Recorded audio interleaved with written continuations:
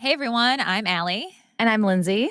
and you are listening to Brandsplaining, where you get splained about the most underrated but effective marketing tool in the game, fun.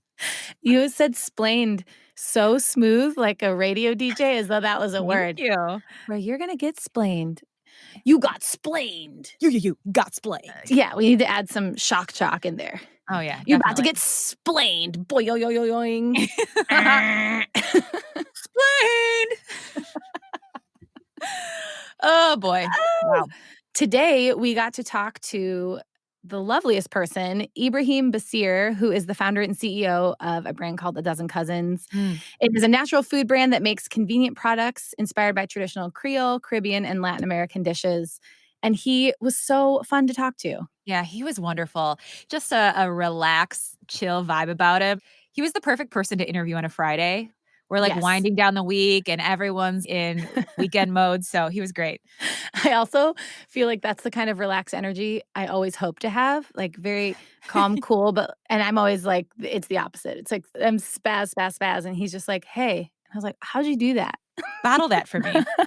Well, it reminds me of my birthday a few years ago when we all made mugs with kind of the antonym to our personality on it, and yours said breezy.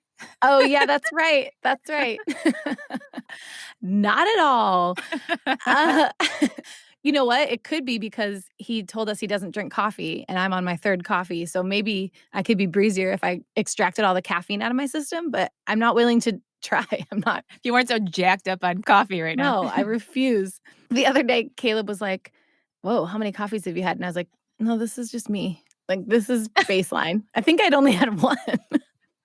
Oh my god, and I'm 1/3 of the way through a matcha, and I'm, like, shaking right now. Oh, yeah. Allie calls it being on matcha. Like, that's how much of a drug caffeine is for you that you're like, "Yeah, I'm on matcha." God.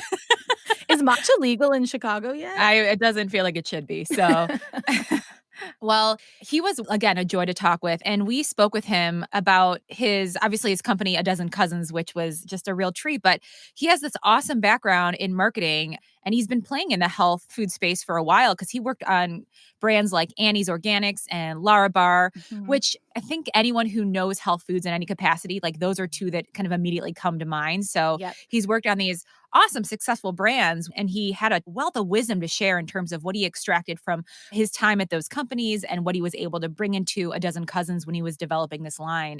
Yeah, and so A Dozen Cousins is new but very successful. They just launched their 5th product, I think, right? Mhm. Refried beans. And so the sort of gist is that they're authentic regional beans that are cooked in avocado oil. So as he would describe it, it is healthful and steeped in culture. Mhm. They call it soulfully seasoned, which I love. Yeah, I love that. That's such a fun little, tagline. Yeah. So, one of the reasons we wanted to speak with Ibrahim and talk about A Dozen Cousins is because when we came across this brand, it just exudes warmth and lightheartedness Mhm. and play, and there's such a rich story that is associated with the development of A Dozen Cousins, and I feel like that's a really fun energy from a branding perspective that you don't see a ton. Right. Like, you don't see kind of a family narrative and a cultural narrative, like, woven into a product, especially in the health food space. It can be so devoid of that Yeah. and so kind of empty and just specifically health focused. And they found this awesome way to do both.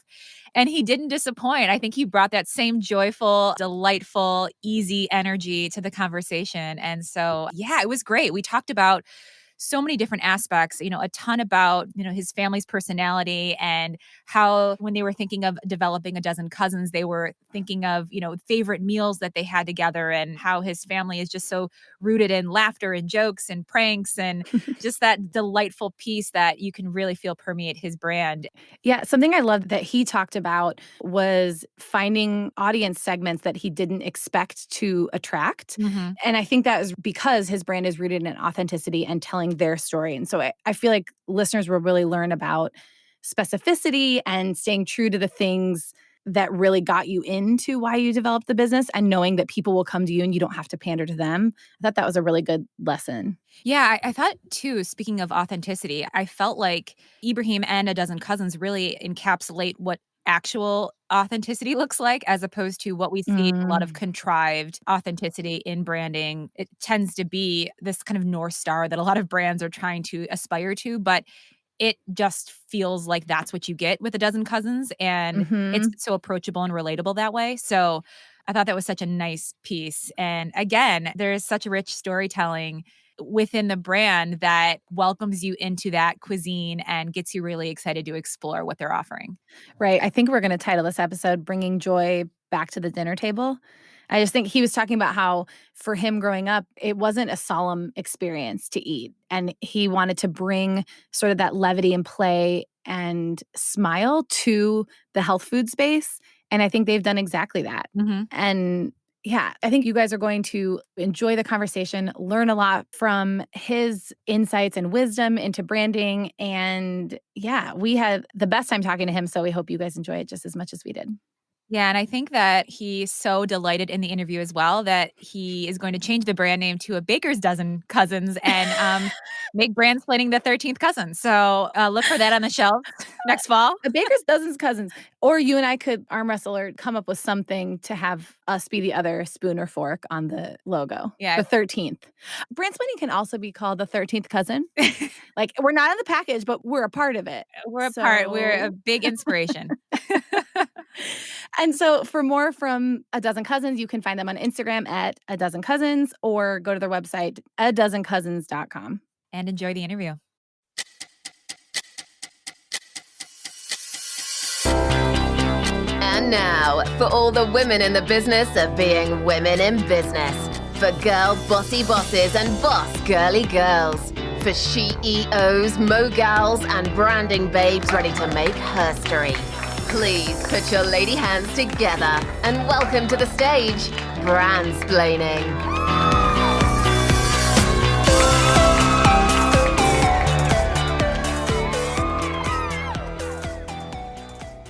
I have a couch in my office, so I'm going to get nice and comfortable here.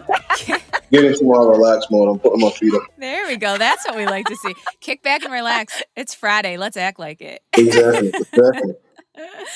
Before we get into your career and talk a little bit more in detail about your company and A Dozen Cousins, which we're obviously thrilled to talk about, we always start the pod with this question to kick things off. We consider it sort of a classic icebreaker for Brandsplaining. And the question is, tell us about a memorable time when you were on laughing gas. So I can only recall one time that I was on laughing gas. It's weird. You know how you have those memories in life that they don't seem that important, but they somehow just like burned in your head. Yeah. So I remember I was probably, who knows, maybe 10 or so, and I had to go to the dentist to get something done. I'm probably pretty sure it was like a tooth extraction. And, me and all my siblings would have been talking about it in weeks in advance. Oh, maybe they're going to give you laughing gas. Maybe they're going to put you on laughing gas, whatever. I guess one of my older siblings had heard what it was or whatever, but no one really explained to me what it was. And so in my mind, I assumed that laughing gas was gas that literally made you like start laughing, right? So I get to the dentist's office and, they just start to put the little plastic mask on. And like before the dentist can even fully explain what was going on to me, I just started laughing, like pretending to laugh. Our kids are, you feel like, okay, I gotta do what's expected of me, right? And I just remember everyone looking at me like I was crazy. Like everyone was just looking at me like, why is this little kid laughing here with the thing on? Of course, fast forward, I came to learn that laughing gas doesn't literally make you start laughing. They hadn't even turned on the gas at that point. So that's it's an extremely embarrassing memory of mine, and for some reason have not escaped it over 20 years later. I always think about it. So. I love that. I love the idea that it's as if the second you walked in the room, you thought you were like inundated with gas that was an instant hit. Yeah, I'm like, well, if this is what it's supposed to be, I guess I want to look like the best laugher in the game. They're like, this kid loves the dentist. Like, no one has laughed in there. Exactly. So good. Okay, we have one more little icebreaker question, and this will not haze you, I promise. Okay. In a way. It's a would you rather question. So here are your options. Would you rather answer every call, work or personal, with spill the beans, or have your email signature feature the quote, bean the change you wish to see in the world? Actually, I'd go with spill the beans for every phone call. I didn't have an immediately bad reaction to that. I might get tired of saying it at a certain point, but I feel like it's good. I feel like it starts to call off with good energy, not overly cheesy. I like it. Beaning the change I want to be, I feel like I couldn't live with that. I can't live with that. Yeah. Awesome. Okay. Well, we will get into the thick of the cues now. Let's do it. So in terms of your mission and why you started A Dozen Cousins, you've said that you were excited to bring a brand to the natural food market that offered something different in terms of a cultural perspective. So tell us why you picked beans for the first product line. Yeah, for me, as you mentioned, when I started A Dozen Cousins, the goal was to try to bring together these two disparate worlds that I have been living in, right? Like natural and organic, super healthful, environmentally conscious, forward-leaning approach to health and wellness, right? Yeah. And the other world that I was living in was just this like joyful cultural approach to food, right? Like, did you season it well? Whose recipe did you use? Make sure there's enough chicken in there. Like it was just a focus on like being full and feeling good and enjoying life. And they felt to me very disparate. And so, the goal, as you mentioned, the company was to bring those two things together. And so when I started thinking about our initial product, I was trying to find foods that lived in that intersection, right? I wanted to find foods that were legitimately healthful and healthy, right? Not like, a lot of pseudo healthy foods that we see now where it's like, this is not really good for you, but whatever, Yeah. right? I wanted to find something that was legitimately healthful. And then at the same time, something that had that same element of like taste and culture. And, we honestly came up with like 10 concepts at the very beginning. Oh, really? Yeah, I'm like a brainstormer by nature, right? So any problem I have, any question I have, my instinct is to diverge, whittle it down and pick something. And with beans, the thing that immediately resonated with me was that combination, right? Where beans are high in protein, they're high in fiber, they have tons of vitamins and minerals. There's really, you could eat beans every day, all day, and it would have no adverse effect on your health. It'd be probably accretive to your health, right? And so it checked the box from a health perspective. From a taste perspective, I grew up loving beans and eating beans all the time, right? Like my mother would cook black eyed peas over the course of like a whole day, right? It would be like a soaking and then a simmering and then onions and garlic and all this type of stuff. And so I've always associated like really well cooked beans with being tasty, right? Yeah. And then the last thing was from a cultural perspective, beans have this almost emotional resonance with Black and Latino cuisine and really with cuisine kind of throughout the region that we focus on, which is from like the southern US down through South America, kind of Creole, Caribbean, and Latin American. Every sub-region has this bean that they hold near and dear. So I know it's a bit of a long answer to your question, but ultimately we chose No, it's great. because, hit taste, health, and culture in a really cool way. And it's been cool to see people resonate to different parts of that as we've launched the product. I love that. And you mentioned when we had sent you a little intake questionnaire that it's just such a universally loved product. I think that's just such a beautiful idea, is to look at how much it becomes like the centerpiece in a family dining experience. And yeah, I think that's so special. Yeah, thank you. So I want to know a little bit more about what inspired you to sort of take a less serious, playful approach getting your message and brand out there. You've got a lot of bright colors and iconography and a really fun name. You've got sort of a diverse product in this space, and then you're taking a distinct approach. Can you tell us a little bit more about how that came to be?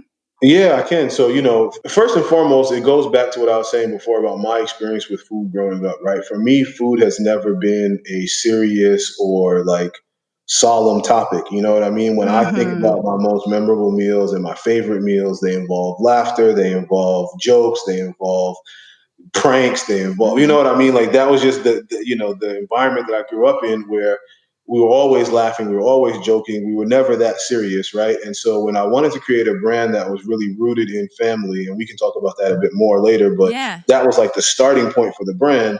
It only made sense that the brand should reflect my family's personality, our culture, our approach. And so that's why you see humor, you see a lot of kind of bright touches, this feeling of joy, right? A focus on like smiling faces and happiness, and not necessarily like, we weren't out training for a triathlon or anything like that. And that's of course, no knock on the people who do that, but that wouldn't have been an accurate reflection of like our food culture. Yeah, I mean, it's so prevalent in the brand. That's what like really drew us to A Dozen Cousins. We just were like, wow, you can feel it in the packaging, and there's such a delight and joy there. And we're just such believers that entertainment can really invite people into a narrative and invite people into a story. And I think you guys just do such an awesome job of that. Thank you. I appreciate that. Yeah. When it comes to the wellness and natural food space in general, it's typically an industry that can feel very devoid of emotion and, overly serious and often fear-based or just playing to people's insecurities around like what health food means. In what ways do you see that A Dozen Cousins has really broke out of the norm in that market? Yeah, so a couple of things come to mind, and we've hit on a few of them from different angles, but I'll restate them, right? Like, number one is this feeling of, and I'll speak for myself, but when I, have historically thought about eating healthy, there's always this feeling of like abandonment, right? Where it's like I have to leave behind certain things that I love or leave behind certain things that I've done and embrace these new things, right? And that sometimes can be very explicit, right? And sometimes it can be subtle, just like, the difference between like kale and collard greens, right? Like I don't Yeah. think people perceive those two foods the same, right? But in reality, they're very healthy, right? Green vegetables. If you ate more of either of them, you'd probably be better off, Yeah. right? But I don't think that's the way that people always perceive food. And so, me, number one, was trying to get across this feeling that, like, look, food, like health and culture, are not at odds with each other, right? Like there are, traditional foods that we eat and that we've historically cooked that are very good for us to eat, and maybe they require a little tweak here and there, right? Like maybe instead of frying this, we could bake it. Instead of using animal fat, we use avocado oil, right? Like there's tweaks that we can make along the way, but one message that we want to get across to the brand is that feeling of like, look, we can bring our culture and our foods along with us, even as we go on kind of this health journey, or as we try to start eating better, right? So that's one thing. And then the other thing I think, which we talked about in the last question, was just around like voice and personality and tone, right? Where it's like, the people who I am close with and who are in community and who are in my family, we're very just humorous and lighthearted, right? And so it's like, if you want to welcome people into something, and you mentioned this as well, right? You have to kind of be warm and approachable. It's not like Yeah. you don't want people to feel intimidated or uncomfortable. And so, like, when we talk, we use very simple language. We don't use a lot of jargon or acronyms or deep terminology. Mhm. We're not touting our credentials, right? Like, I'm not a chef by trade or anything like that. It's just, look, I like to cook. I like good food, right? And we all do. And I could probably go on this question more, but we've really tried to be intentional in terms of the brand feeling like an entry point to people who are trying to eat healthy, and not necessarily something that feels like intimidating or exclusive. I love that. Yeah, I think that's great.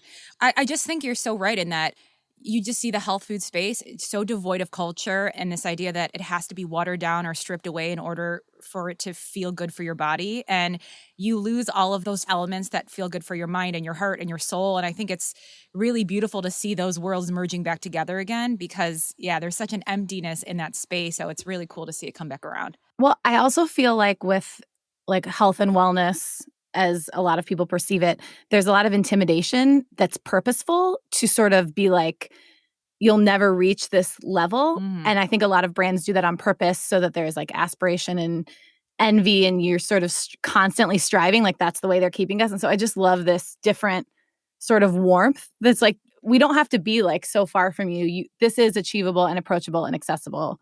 I just think that's like a very distinct message in that space. So I like that a lot. Thank you. Yeah, and we're all marketers, right? Like at the end of the day, I think we understand like a BMW and a Mercedes, they have a place in the world, right? Yeah. Which is like German engineering, and we've studied every part of the engine, so you don't have to, and that's cool, and I appreciate the positioning, and for those brands that have it and are appealing for those people, I think that's cool. But I wanted to have just a different approach, right? Like Right. not everyone is looking for the German engineering equivalent in their dinner. You know what I Yeah. mean? People just want something that's really easy to prepare and is going to taste good, and we wanted to be there for those folks. So I have a question. How have you heard from your audience that they've been receiving this? Like, has it helped them interact with it, relate to it? Like, what's some sort of feedback you've gotten about the branding approach? Yeah, the thing that I've loved so far, and we're still a very young brand, right? But like the thing that I've loved so far has been just the disparate groups of people that have like resonated with the brand, right? And maybe even more than I think I realized going in, right? So like I went in with a very clear mind towards diverse consumers, people who were just starting to eat healthy for the first time, perhaps. And we've seen a ton of that, right? Like there's just a lot of love from people who grew up eating these foods. They have either a sense of nostalgia for like, oh, my mother used to cook this dish, or my grandmother used to cook this dish, or I cook this dish myself, but this is way easier, right? Like people who really resonate with kind of the cultural angle of the brand. And candidly, just like a Black owned business and seeing someone that looks like them in, creating food for them. There's just been a lot of love that I've appreciated, and that's been kind of one stream, right? At the same time, we've had like this huge group of like vegans and vegetarians, right? Which, from their perspective, they're like, look, we're constantly looking for easier ways to get protein. I'm cooking pots of beans every week or doing all these different hacks to try to get protein in, but here's a convenient and easy way that I like and that I enjoy. And, I'm not vegan from like any moral perspective, but so it wasn't kind of top of mind for me, but it's been cool to like welcome that community into the fold. Right. Yeah. And then we've also had people that are just like, people of all backgrounds. I kind of call them flavor explorers, but think of them as folks that just really like global food, right? Like their thing, they're the type of person who, when they're on vacation, they're eating street food, they're talking to the owner of the local restaurant, right? Like they just enjoy that feeling of like storytelling and history around the foods that they eat. And so a lot of those folks have resonated with the brand as well. And so for me, the thing that's been most exciting has been to see really different groups of people resonate with the brand for very different reasons and all feel consistent, right? Like we're not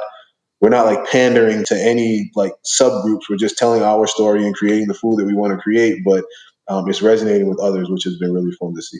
I think that's the power of telling a true and compelling story and being like authentic to what you're trying to do, is that your target audience actually gets bigger than you think it would be, and you find these subgroups of people who are resonating with it.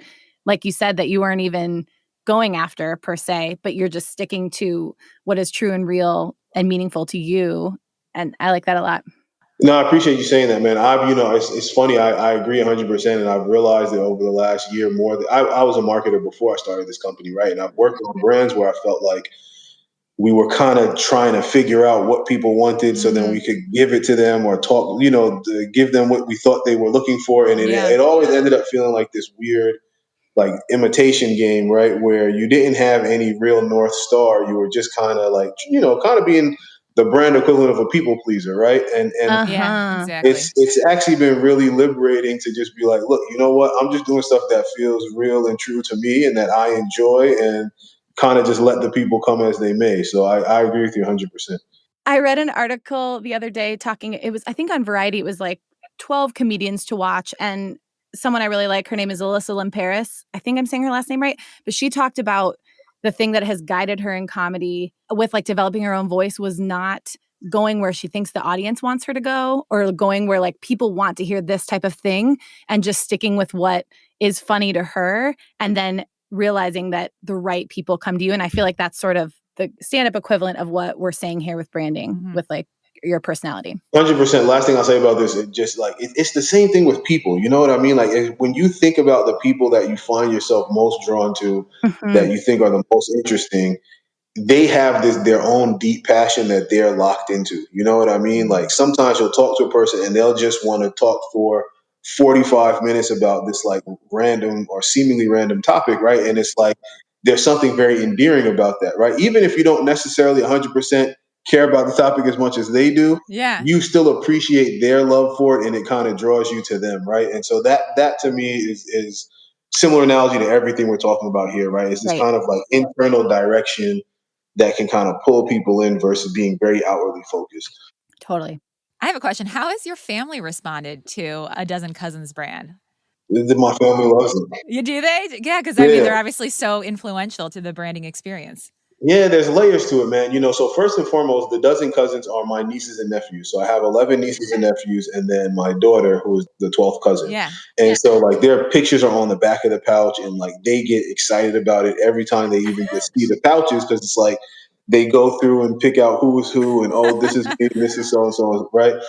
So there's the one element which is just very simply I think it's a human thing of just people like to hear their name and see themselves, right? And so there's an element of that, right? I think there's also an element of like, for my siblings and my mother, who we all grew up together and had the same experience. I think it's cool for them even to listen to like a podcast like this, right? Where like I'm talking about our life and our history, and they're getting to kind of hear back these stories that maybe they remember, right? Like my older sister probably doesn't remember that dentist story, but she'll remember it now when she hears me telling it, right? And so there's some of it which is just like this really cool communal experience of reliving our own, our own lives and childhoods together in some way.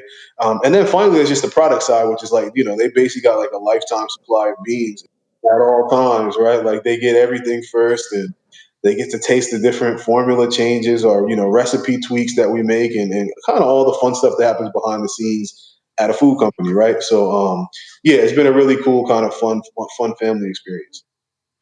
Where do you fall? You have 9 siblings, right? Yeah. What's your birth order? I'm 7 out of 10. 7 out of 10. I like to joke we're all middle children. There's 8 middle children and 2 on the end, but yeah, I'm closer to the bottom than the top. Yeah. What's the age range of you and your siblings?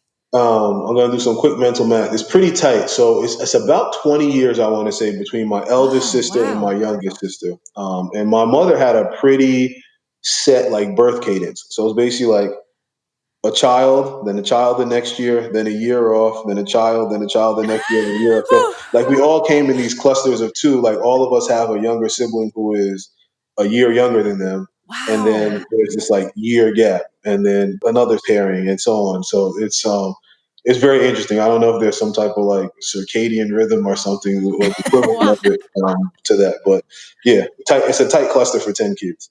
She just wanted to take a break. She needed a year off. She did. She was like, back to it. Wow, that's wild.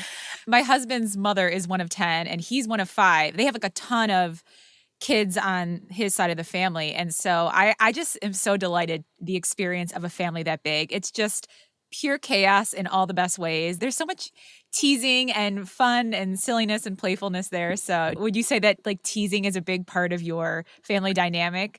It is, man, and sometimes in ways that I now feel bad about, to be honest with you. But, we were all very close knit. We spent, and certainly in our childhood, 10 hours a day together, right? It was just like us all everywhere. So, we had so many inside jokes, and if you ever made like some silly mistake or wore something like some bad outfit or whatever, or got a bad haircut, it would it would just reverberate for weeks right after it was done. And then that joke would die down and some new joke would be created. And it was certainly part of, I think, the rhythm of childhood was just like comfort with making fun of my siblings, but also getting made fun of. Right. And so I think it gives you a certain I don't know if humility is the right word, but like, I'm okay with people pointing out some humorous things about me. I'll put it like that. Right. You're a good sport. Yeah, that's a good way to put it. You have to be. You have to be to survive a big family. Yeah. Although even hearing you say that out loud, I don't know if my siblings would agree that I'm a good sport, but I'll give myself the credit of being a good sport. Correct me if I'm wrong. Well, let them decide post-podcast. Yeah. I'm a middle child, and I'm not a good sport. Like, I can dish it way better than I can take it. I would think I'm a good, but I think my siblings would say the same thing. They'd be like, no, she's going to make the joke, and then she's going to be like, why would you say that? Yeah, sort of mean. That's sounding a lot more like me than the good sport. I can take a nice light joke, but then at a certain point, it's like, then like this competitive juice starts flowing, and I'm just like upset, or I'm trying to think of my next comeback to get you back. Okay, let's talk a little bit more about the brand name, Dozen Cousins. And, I love that you mentioned on your site, you say, plus it's fun to say. And that's sort of a litmus. We do a lot of naming for businesses. And one of the things we really encourage them when they're considering our options is say that out loud. How would that feel for someone else to say it? How sticky and memorable is that because of like the rhythms? And I feel like A Dozen Cousins is so strong in that way. And then plus, of course, the backstory. What was sort of the inspiration? I mean, I know the story inspiration, but did you consider other variations of that? The 12th cousin, certain things like that? Yeah. So, first and foremost, from my perspective, we started the naming process knowing I wanted it something rooted in family. That was kind of the brief, if you will, right? And so then it was just weeks of iterating on family related names, many of which were not good at all, right? But like things around family and a little bit, maybe slight offshoot around like food or group meals or eating together, right? Like maybe that was another sub theme that was there. And so we had whatever, the whole list of names. And then to your point, memorability to me was kind of maybe call it 1B on that list, right? Which I didn't necessarily think it had to be as like catchy as the name ended up being, but it did need to be something that if somebody asked you, hey, remember those beans that we ate at your house the other day? Like what brand of beans were those, right? Like it happens. Sometimes people end up being, oh, they're the ones in like the bright packaging, or I got them at Whole Foods. Like they're giving you these vague descriptions of the brand, but they can't really remember the name. And so in the world we live in now, where search is so important and word of mouth is so important, and just sharing and reviews and all that stuff is so important. I want it to be a name that people would remember and be really easy for them to share with others. And so those were kind of the two major components, honestly. I was actually a little nervous about going with a rhyming name just because I was worried it might get like cheesy over time, right?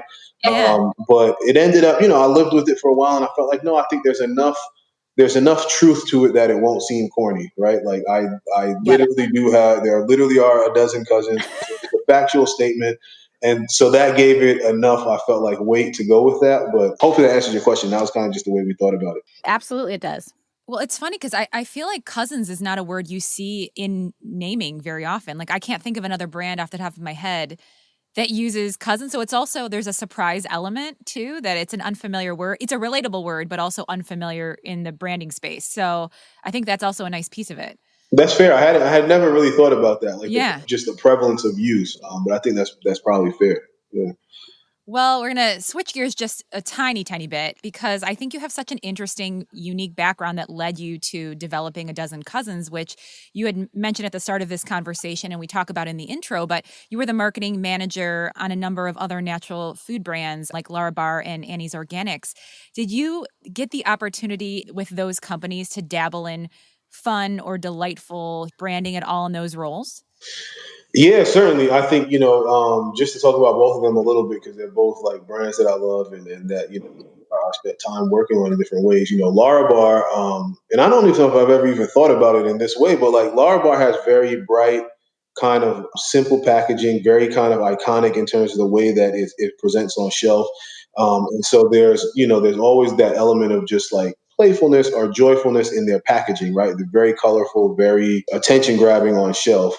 Annie's the same way, right? Like Annie's obviously kind of really closely associated with purple, and that's like a color that is resonant with the brand, but use a ton of colors throughout the packaging. And really, I think we're probably leaders from a design perspective in the food world, right? Where typically you had to use like the single color brand block that was like your brand color. And I think Annie's was probably one of the first brands to really come in where you had within one category 3 or 4 different colors in a product line. And now that approach, of course, has become pretty common, but at the time that they did it was very new. So there's certainly an element of like visual playfulness that I think both brands have. I think Annie's also has a little bit of this like kind of rebel, kind of hippie spirit to it, right? Like I remember they would have these little like tongue-in-cheek jokes about marijuana on some packages, or just little jokes around like keeping Berkeley weird, or using tie-dye, or the fact that they have this bunny mascot that you'll see him in different positions and situations in the packaging and stuff. So I think certainly, both of those brands had a certain kind of lighthearted element that I think was very true to their founders and the story that they came from, right? And the kind of, our approach is different, but I think there's still an element of like, okay, what does humor and joy look like for me and my family, and how does that then translate? But no doubt I got a lot from working on those brands and others, right? Like I think so much of life is just learning, failing, seeing what works, seeing what doesn't work, taking away your own lessons from it. And the fact that I got a chance to do that, a dozen times over the course of 5 years before launching my own brand, I think has helped just make the early stages of this process a little bit smoother. Yeah, I think it's so cool that you were able to draw out those elements of your previous experience. And again, we've said this, but you can feel it when you are engaging with A Dozen Cousins. Like you can feel the life and the joy and the delight, and from both a verbal and visual experience. And I think that like that stirs something in a consumer. It draws out a nostalgia or a memory or a delightful experience with their own family when they engage with your product. And that's a super special quality that a lot of brands can't capture. I appreciate you saying that, man. Thank you. Yeah. So I want you to tell our listeners about the social impact component of your company. It's an annual grant program. Is that right? That's right. Yep. Will you tell people a little bit about that and why you decided to do that? Yeah, I will. So, when I started Dozen Cousins, as I mentioned before, a lot of my goal was to try to introduce some new communities, some new consumers into the natural product space, right? And, I would say as we got into the product development, one of the things that it became clear to me is like, okay, we'll get some new people in through the branding and through the storytelling and through the flavors that we use, but there's still a chunk of people who can't afford to spend $3 for beans, right? Or, whatever the $4 for beans, depending on where you buy it, right? And so like there was this big chunk of people that I cared about from a, philosophical perspective, but that I knew would probably not really be customers of the brand early on and at the current price points. And so the goal behind the grant very simply was, okay, well, what can we do for that community, right? So if we can't affect them through the products themselves, I felt like, okay, we can at least put this grant out there and kind of help support programs and initiatives that can still pull those folks into healthier eating, healthier lifestyles. And so that was really the whole idea behind it. Last year, we gave the grant to an organization called La Cocina Alegre, which is, or the Happy Kitchen, which is a nonprofit based out of Texas. And they do essentially like culturally relevant nutrition and cooking courses, right? And so the whole idea behind that program is like, instead of just telling people like, oh, drink water and eat salad, right? It's like, we'll start with recipes that are native to those communities, that are approachable. So instead of having fried catfish in an African American community, let's do baked catfish, right? Or if you're in a Hispanic community, instead of doing like red meat tacos with red meat, maybe let's use poultry or fish, right? Like things like that. And so that was one thing that drew me to it. The other thing is that the courses are taught by former graduates of the class, right? And so it's basically like this very like community based thing of, hey, I was in your shoes last year. I took the course. I learned from it. I'm in a different spot. I'll come back and kind of pass that along. And so, yeah, it was great. We ended up, the courses that we sponsor reached 50 families, right, or heads of families. So hopefully that trickles out to even more people. And then this year's grant was a little bit different. We focused, on an in-kind donation to a new industry organization called Project Potluck, which is basically focused on helping people of color build successful companies and careers in the natural product space. And the logic there very simply was, if there are another 100 brands like a dozen cousins, right, that are each speaking to different communities, different constituents, different people, like we'll ultimately end up reaching more people. People have, better and different solutions than even I can think of myself. And so it was kind of more like almost like planting a seed a little bit. And, we launched that organization in partnership with two other CEOs, the CEOs of Beanfields, Arnulfo, and the CEO of Mason Dixie, which is a biscuit company, Asha. So yeah, that's it. Those are our first two grants, 2019 and 2020, and we'll see what we do next year. That's great. Have you been able to see some of like the repercussions of those grants, or like some of the outcomes in terms of what they've been able to create or develop yet? And, in the case of the first one, the courses were taught. I haven't been involved personally with like tracking those 50 families. I do know the nonprofit does have like an annual tracking program, so I can see some results. I think in aggregate, right, of like courses that we sponsored alongside courses that other people sponsored. But in general, we know they have really great retention rates in terms of people sticking with some of the tips and tricks that they learned during the program and coming back to teach the program in future years, right? So feel really good about that. And then Project Potluck is very new. We actually just announced it in September. And so we're still in the very early days, but we're probably a month away from having the first like mentorship groups, which is one of the big programs we're doing, where we're pairing entrepreneurs of color with industry veterans to kind of help accelerate their own enterprise. And so I'm excited to, I'm very hopeful that a year from now, we'll already start to see some of the fruits of that. So great. That's incredible. Well, so what's next for a dozen cousins? Is there any new line of products and development that you can talk about? So first of all, we just launched a line of refried beans about 2 months ago. So I'm excited about that. We started off the business initially with kind of those 3 whole beans. It was a Cuban black bean, Mexican pinto bean, and then a Trinidadian chickpea curry. So, first and foremost, excited to now be at 5 beans. And then I would say, thank you very much. I appreciate it. And, looking forward, the way that, obviously I can't share specifics of what we're building, but like the vision for the brand is to kind of work our way around the dinner, right? Like my vision will be complete when like you can cook an entire meal or assemble an entire meal just using our products, right? And so we obviously started kind of with these, beans and vegetables, and we'll kind of work into other spaces. I think hopefully that'll fill out the dinner plate in the coming years. I think that's such a compelling little one-liner. We want to work our way around the dinner plate. Well, it's time for a game. Let's do it. It's easy. Don't be stressed. We call it playing fast and loose, and it's essentially just rapid fire questions about random things. Okay. And you shoot from the hip. There are no wrong answers. We're not really going to respond back. It's just like bing, bang. Let's do it. Cool. Hopefully I don't say anything crazy here. Here we go. This is going to be laughing gas all over again. Okay. All right. I'm going to do the first few and then Allie's going to jump in. You ready? Yep. Are your feet still kicked up? They are. I don't know. Should I put them down? Yeah, put them down. Relaxation's over. Okay, let's go. I'm locked in. I'm ready. He's locked in and ready. Okay. Go to coffee or tea order. Straight up like Indian chai. I don't drink coffee though. How many cups of chai do you drink a day, do you think? I don't drink it daily, probably once or twice a month. Okay, texting or FaceTime? Texting. There's really no need to be dialing everybody. Same. Favorite day of the week? Friday. It's easy. Favorite city besides the one you live in currently? Brooklyn. Nickname your parents used to call you?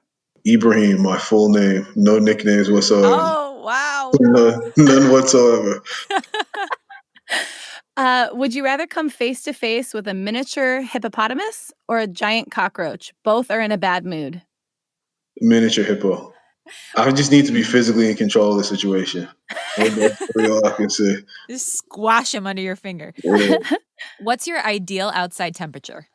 Mid-60s. No sweat, no jacket, just rocking, living life. What's the most boring thing ever? Doing nothing. Just like quote unquote relaxing, kicking back. I need active relaxation. It's like Allie. Oh yeah. I'll like lose my mind if I'm just like sitting around staring into space. Who's your favorite Harry Potter character? I've never read or seen Harry Potter. Don't judge me to all those that love. I'm sorry. Our heart is breaking. So, Ibraheem, I know this is rapid fire, but we have a very silly other podcast, it's a comedy podcast. We read erotic Harry Potter fan fiction. So we wedged this question in specific for that. Got it. What's the lamest dessert that people try to pass off as dessert? Banana pudding, man. The banana pudding made with like vanilla wafers, and no disrespect to those that love, it's not a real dessert. Sorry. Which of the dozen cousins is your favorite? Just kidding. Well, I was going to say, I don't know if I can do that one. I forgot we wrote that in there. I was like, that is savage. No. It's a joke. If you had to tattoo a bean on your body, what kind of bean would it be and why? Man, this is like a little bit, I might do a very, very small black bean just so I could like pretend it was a birthmark or a dimple. Oh, there you go. And not look like a complete weirdo with the bean tattoo. Like, this guy loves beans. He needs to calm down. Exactly. Awesome. Okay, that's the end of our playing fast and loose. So you did great. Yeah, it was awesome. Great answers. We're going to have all the banana pudding fanatics come after you. So be prepared. I can already see it. My mother loves making it. So I got to. Oh, God. First, I have to smooth things out with her. Uh-oh. Well, if we need to cut that question for the sake of your relationship with your mother, let us know. So we're all wrapped up with the interview, but where do you want to direct folks or anything exciting you want them to know? Again, you can remind them of social handles, URL, all that jazz.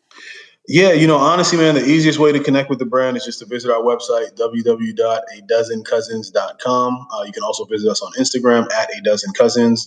That'll be a starting point to try the product, see what we're all about, and connect with us on the social. Perfect. Great. Well, Ibraheem, you are just a delight. It was so wonderful to have you on, and thank you for playing around with us today. This is great. Thank you very much. It was a fun start to the day. I appreciate you guys having me. Oh, good. Well, enjoy your favorite day of the week and kick back and actively relax. Exactly. To stay up to date with the Bad Girls of Branding, a nickname we gave ourselves, subscribe to the podcast everywhere you listen, and if you like what you're hearing, leave a 5-star review. And follow us at Brandsplaining on Instagram and Facebook, and at Brandsplain on Twitter, or go to brandsplainingpod.com. Brandsplaining is brought to you by the Obedient Podcast Network, with production support by Martini Hill, cover art illustration by Halela, and special projects by Orly Spire. Other podcasts developed by the Obedient Podcast Network include Forward, bringing you the weirdest emails and mass messages from everyone's craziest relatives. And Fangasm, where we read erotic fan fiction about your favorite TV, movie, and book characters. Think Harry Potter, Game of Thrones, The Office, and Star Wars, to name a few.